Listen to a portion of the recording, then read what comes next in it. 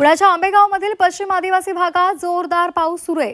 त्यामुळे फुलवडे इथे प्रसिद्ध तबकडी धबधबा पूर्ण क्षमतेने वाहू लागलाय।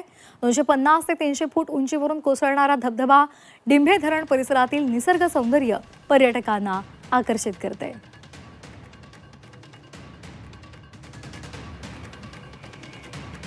तर इथूनच आढावा घेतला आमचे प्रतिनिधी हेमंत चापुडे यांनी। पाहूयात। आंबेगाव तालुक्याच्या पश्चिम आदिवासी पट्ट्यातील फुलवडे परिसरातील तबकडी धबधबा ओसंडून वाहू लागलेला आहे। मी सध्या धबधब्याच्या परिसरात आहे। आपण या ठिकाणी पाहिले तर 200 ते 300 फूट उंचावरून खळखळून वाहणारा हा पांढरशुभ्र धबधबा मन प्रसन्न करून टाकत आहे। आपण पाहू शकता या परिसरातील हिरवागार निसर्ग भरलेला आहे। या परिसरात दाट धुके दाटून येत आहे आणि डिंबे धरणाच्या बॅकवॉटर परिसरातील ही विलोभनीय अशी दृश्य पाहू शकता।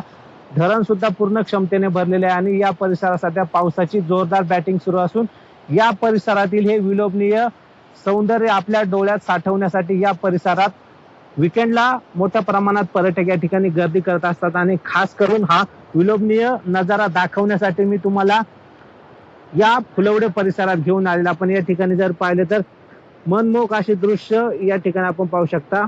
200 ते 250 फूट उंचावरून खळखळून वाहणारा हा तबकडी धबधबा आपण पाहिलं तर या ठिकाणी मन प्रसन्न करून टाकत आहे। सध्या या परिसरात पावसाची जोरदार बॅटिंग सुरू आहे। मात्र पावसाळ्यात या पर्यटनाचा आनंद घेत असताना नागरिकांनी सुरक्षित ठिकाणी जाऊन पर्यटन करावं असं सुद्धा आवाहन या ठिकाणी प्रशासनाकडनं करण्यात आलेलं आहे।